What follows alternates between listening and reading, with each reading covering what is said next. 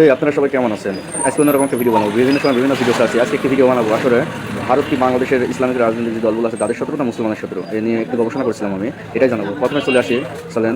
আপনারা আমার সবার প্রিয়, যার যার ধর্ম থেকে তাই ভালোবাসি। প্রত্যেকটা ধর্ম যারা ভালোবাসে তারা হয় যারা হিন্দু মন্দিরকে ভালোবাসে, যারা মুসলমান তারা মসজিদকে ভালোবাসে। আচ্ছা, প্রথমে চলে যায়, চলেন যে বাংলাদেশের মন্দিরগুলো কীভাবে রক্ষা করা হয় বা কীরকমভাবে হিন্দুরা নির্যাতিত কি না, এটা নিয়ে একটু। দর্শক, আমরা যুক্ত হচ্ছি হাটহাজারী মাদ্রাসার পাশে অবস্থিত শ্রী শ্রী সীতাকালী মায়ের মন্দিরে। তো আমাদের সাথে যুক্ত হয়েছেন একজন হিন্দু সম্প্রদায়ের ভাই। আমরা ভাইয়ের কাছে জানতে চাচ্ছি, আসলে আমরা আপনাদের মন্দির আমাদের হাটহাজারী মাদ্রাসার মসজিদের একদম সাথে লাগানো। তো আপনারা বিগত দিনে এবং বর্তমানে আপনারা আমাদের কাছে কতটুকু নিরাপদ, এবং বর্তমান সময়ে আমরা আপনাদের সাথে কীরকম আচরণ করতেছি, আপনারা আমাদের কাছে মুসলমানদের কাছে কতটুকু নিরাপদ, এবং মাদ্রাসার ছেলেরা যে আপনাদের মন্দির ভাড়া দিচ্ছে প্রতিনিয়ত, এই বিষয়টা আপনারা কীভাবে দেখছেন? আসলে এটা আমি বলার অপেক্ষা রাখে না যে আমাদের অত্র এলাকায় হাটহাজারীর মধ্যে এবং হাটহাজারীর মানে একদম প্রাণকেন্দ্র হচ্ছে মন্দির এবং হাটহাজারী বড় মাদ্রাসা, যেটা সমগ্র বাংলাদেশেরই বড় মাদ্রাসা পাশাপাশি অবস্থিত। সেই প্রাচীনকাল থেকেই আমরা একসাথে মিলেমিশে চলে আসছি, এবং বর্তমান যে আমরা একটা স্বাধীন রাষ্ট্রে যে একটা ক্রান্তিকাল সময় পার করছি, যে যদিও আমাদের মুসলিম সম্প্রদায়ের যারা আছে তারা প্রতিনিয়ত আমাদেরকে সাহায্য সহযোগিতা করে যাচ্ছে, এবং আমি এই যে এখন প্রায় রাত 1:30 বাজে ভাড়া দিচ্ছে, এবং মন্দিরের সার্বিক নিরাপত্তা ওনারা নিশ্চিত করেছে। আমি সনাতনীদের পক্ষ থেকে আমাদেরকে ধন্যবাদ জ্ঞাপন করছি। এবং প্রথম জামাত ইসলাম আমাদের মন্দির পাহারা দিয়েছে, 1992 সালে যে বাবরি মসজিদের সময় কিন্তু চট্টগ্রাম সহ বড় বড় মন্দিরে তারা পাহারা দিয়েছে, এর আগেও দিয়েছে।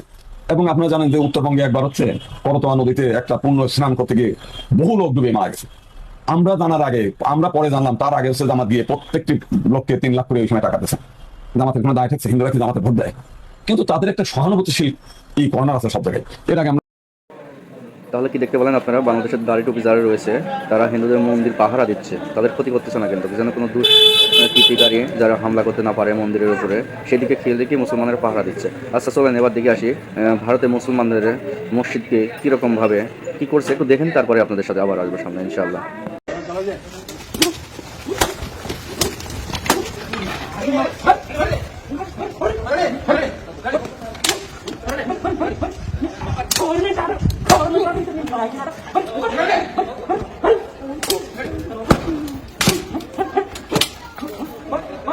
আমাদের মসজিদে এসে পেশাব করে গেছে, আমাদের কোরআন ছুঁড়ে ফেলে দিয়েছে। মেম্বারের উপরে যেখানে নামাজ পড়ে ইমাম সাহেব, সেই জায়গাটাও পেশাব পড়ে আছে। ওপর হামলা চালায় এবং বড় বড় হাম্বল দিয়ে ঘরের ছাদকে ফাটানো হয়েছে, এবং ঘরের মধ্যে পেট্রোল ডিজেল দিয়ে তারা আগুন ধরেছে। 2 ঘরে 2টো পাথরের আলমারি করেছিলাম, সেগুলো ভেঙে দিই। পুলিশ থাকা থেকে ঘর ভাঙছে, এসব কি ব্যাপার? নিয়ে সেইগুলো বগলে করে নিয়ে পালাচ্ছিল। এবার আমরা ধরলুম, ধরে জিজ্ঞাসা করছি, উঠে এসে মাত্র ঢুকে গেছে, আমার থেকে আগে ঢুকেছে, আমি তো লাস্টে এসেছি।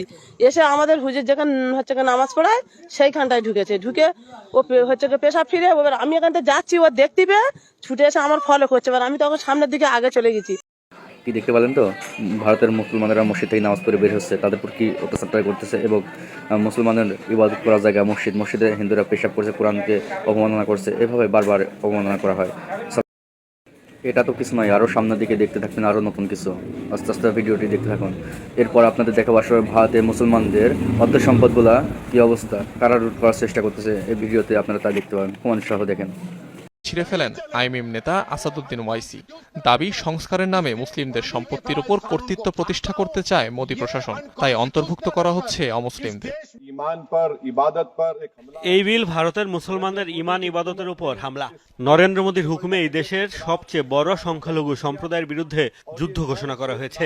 আমাদের সমাধি, মসজিদ, দরগাকে টার্গেট করা হচ্ছে, মুসলিমদের অন্য দরজার দ্বারস্থ করা হচ্ছে।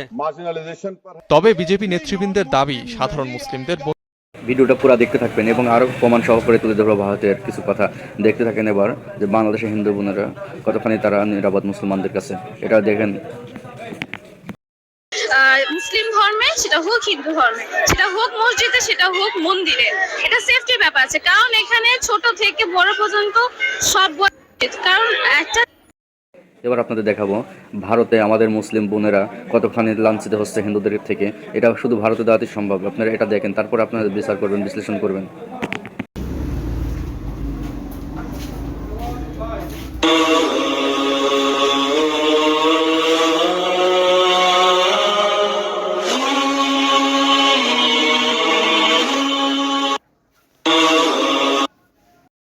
এত এতক্ষণ দেখলেন আপনারা বিভিন্ন নির্যাতন। এবার দেখেন ভারতের সাধারণ মুসলমানদের প্রতি যারা প্রশাসনের দায়িত্ব পালন করে, ভারতের মোদী সরকারের যারা গোলাম চামচা যাই বলেন না কেন, তারা সাধারণ মুসলমানদের প্রতি কেমন আচরণ করে এটার সামনে দেখতে থাকুন, অবশ্যই দেখবেন সবাই।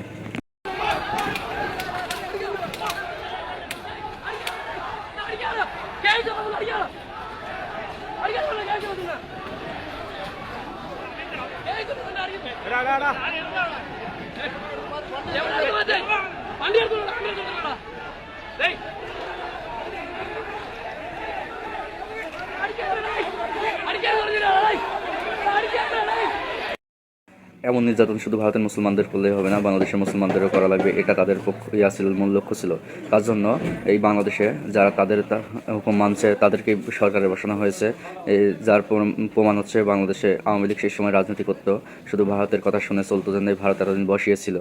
2006 সালে নিশ্চয়ই মনে আছে, 28 অক্টোবরের কথা আপনাদের। 28 অক্টোবরে বাংলাদেশে জামাত শিবির এবং বিএনপি সহ সকল দলের প্রতি কিন্তু তারা কীভাবে মারছিল মনে আছে তো? শুধু জামাত শিবির নয়, একজন যে হিন্দু মনে আছে নিশ্চয়ই আপনাদের, তাই বলছিল আমি শিবির না, আমি হিন্দু, আপনারা যদি প্যান্ট খুলে চেক করতে চান তাও করেন, তারপরেও তাকে বাঁচতে দিছিল না। মনে আছে তো সেই কথাগুলো? অবশ্যই এটা কথা মনে রাখা নয়, শুধু আপনাদের প্রমাণ সহ দেখাচ্ছি, আপনারা ধৈর্যের সাথে দেখতে থাকেন।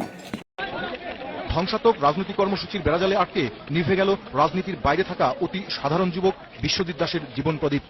তার উপর চলছে ধারালো অস্ত্র হাতে উদ্যত যুবকের ত্রাস।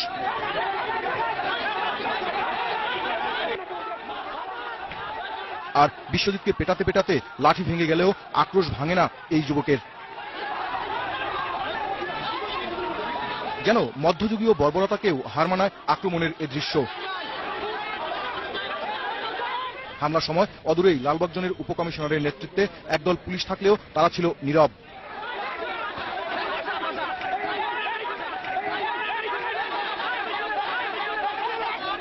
ঘটনার প্রত্যক্ষদর্শী পুলিশ কর্মকর্তা জানালেন, আমি তো বড়লেন্দারে রয়েছি, ওটা মারতে মারতে মারতে মারতে যখন পালা গেছিল তখন আমি মানে ওই বিক্ষোভ জনতা তো কে কারে মারতেছে, মরে গিয়ে দুই গ্রুপ এক হয়ে গেছে, এই মারামারি কারাগারি হয়েছে, হওয়ার ফলে মানে বিশ্বজিৎ কোন গ্রুপে বলতে পারবো। নিহত বিশ্বজিৎ দাস কখনো রাজনৈতিক দলের মিছিল সমাবেশে যায়নি বলেও জানিয়েছে স্বজন ও প্রতিবেশীরা। 51 বছর ধরে থাকে না, জন্মেই বাসা, ওরা থাকা তো 7 বছর ধরে ভাড়া নিয়েছে। আমি একটু 100% বলতে পারি কোন রাজনৈতিক দলে জড়িত না, কোনো গ্যাঞ্জামে নাই, পোলাপানের সাথে মিশত, কাজকর্ম করতো, আর খেলাধুলার প্রতি খুব পাগল ছিল। ওর নামে কোনো ব্যাড রেকর্ড নাই, মানে সবাই ওরা আদর করতো, উপরে নিচে সবাই ওরা আদর করতো।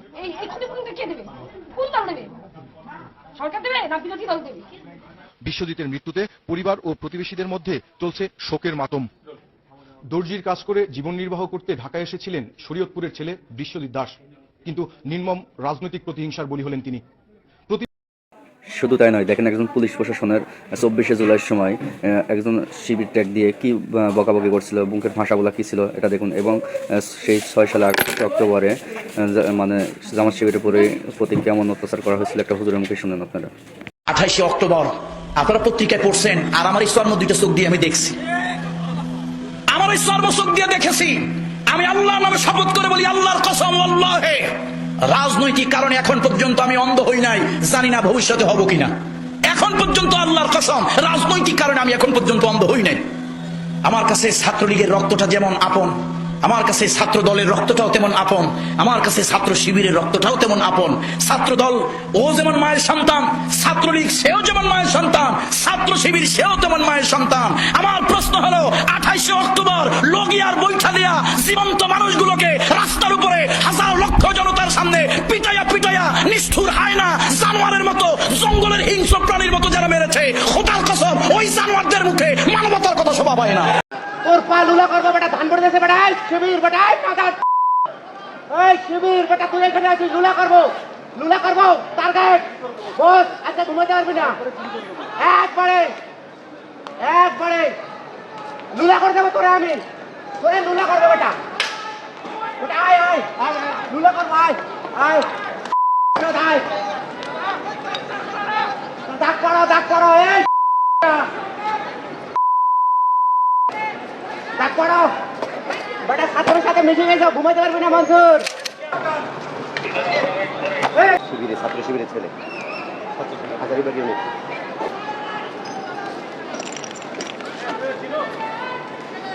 না আগে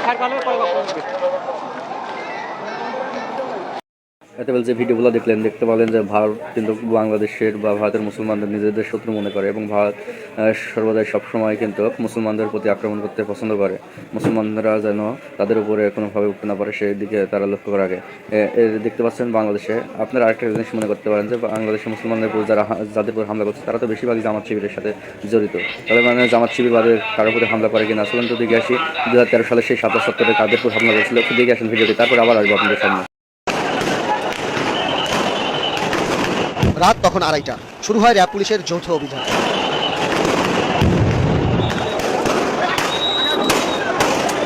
সরে যাবার জন্য বারবার সতর্ক করার পরও যখন অবস্থান কর্মসূচি চালিয়ে যাওয়ার ঘোষণা আসে, তখনই দৈনিক বাংলা ও নটরডেম কলেজের দিক থেকে শুরু হয় একযোগে পুলিশের অভিযান।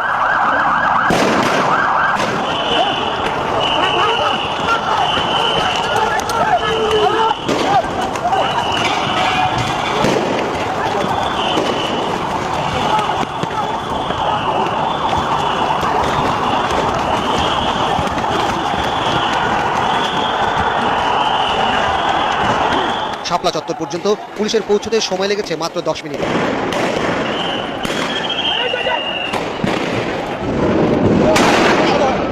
সারাশি এই অভিযানে টিকতে না পেরে আশেপাশের গলিতে আশ্রয় নেয় হেফাজতের কর্মীরা।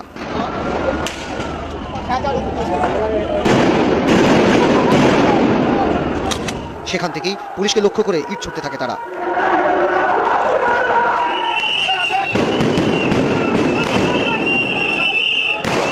জবাবে আসে গুলি আর সাউন্ড গ্রেনেড।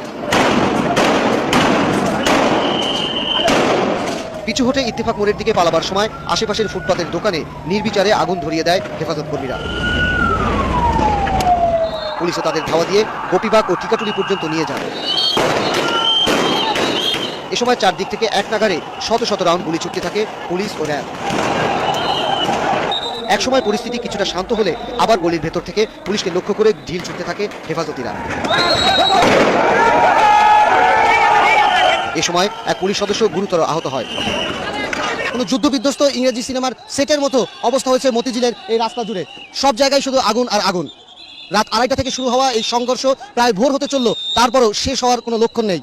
এক নাগারে পুলিশ এবং র্যাবের সদস্যরা গুলি ছুটছেন, অন্যদিকে হেফাজতের নেতাকর্মীরাও বিভিন্ন গলি থেকে এক নাগারে তাদের লক্ষ্য করে ইটপাটকেল ছুটে যাচ্ছেন, ছুটছেন হাত বোমা। ফজরের আজানের পর থামে সংঘর্ষ। এ সময় সোনালী ব্যাংক ও এর আশেপাশের ভবন থেকে দলে দলে হেফাজত কর্মীদের বের করে আনে আইন শৃঙ্খলা বাহিনীর সদস্যরা, যাদের মধ্যে বেশিরভাগই ছিল শিশু ও কিশোর। গ্রেপ্তার না করে শেষ পর্যন্ত তাদের বাংলাদেশ ব্যাংকের পাশ দিয়ে সরিয়ে দেয় আইন শৃঙ্খলা বাহিনীর সদস্যরা। পারভেজ রেজা, 71, ঢাকা। কি দেখতে পেলেন তো, জামাত ইসলাম না শুধু হেফাজত থেকেও মারছে তারা। প্রত্যেকটা মুসলমান যারা ভারতের বিরুদ্ধে কথা বলবে, যারা হক কথা বলবে, তাদেরকে তারা এভাবে নির্যাতন করবে। তাই এখনও সাবধান। দেখেন বাংলাদেশের দুদিন আগে শরীফ ওসমান হাদি মারা গেল, তা নিয়েও ভারত নিউজগুলো আপনারা যদি দেখে থাকেন তাহলে দেখতে পাবেন তারা নিউজ করার চেষ্টা করছে।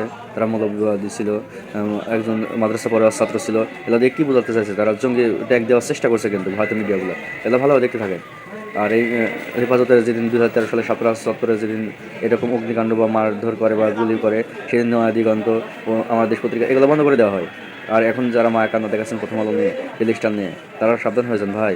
আপনাদের নিয়েও অনেক উল্টাপাল্টা কিন্তু প্রথম আলো লিখছিল, দালালি করছিল। এখন তাদের সাথে আবার তাল মিলিয়ে না। যারা বাংলাদেশের জনগণ, সাধারণ যারা ভোটার রয়েছে, সাধারণ জনগণ রয়েছে, তারা কিন্তু আপনাদের কখনো ক্ষমা করবে না।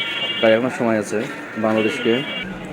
এমন আরও তথ্য বা ভিডিও আমার কাছে আছে, এগুলো কিন্তু দিতে পারছি না কারণ ভিডিওটা অনেক বড় হয়ে গেছে এমনিতে।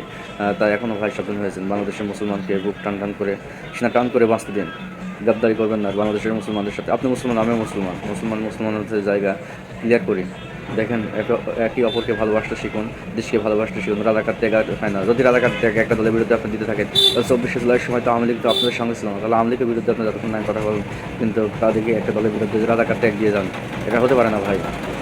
তাই এখনও ফিরে আসুন আলোর পথে, আলোর দিকে। আপনি যে দল করেন না কেন সেটা আপনার বিষয়, কিন্তু সবাই ভারতের বিরুদ্ধে আমরা এক হয়ে থাকবো, একভাবে লড়াই করবো। আধিপত্য যেন ভারত বংশ বিস্তার না করতে পারে, ভারতের দালালি করে যেন আমাদের বাংলাদেশ চলা না লাগে। সবাই খেয়াল থাকবেন এবং ভিডিওটা পুরো দেখার জন্য সবাইকে অসংখ্য ধন্যবাদ জানাই।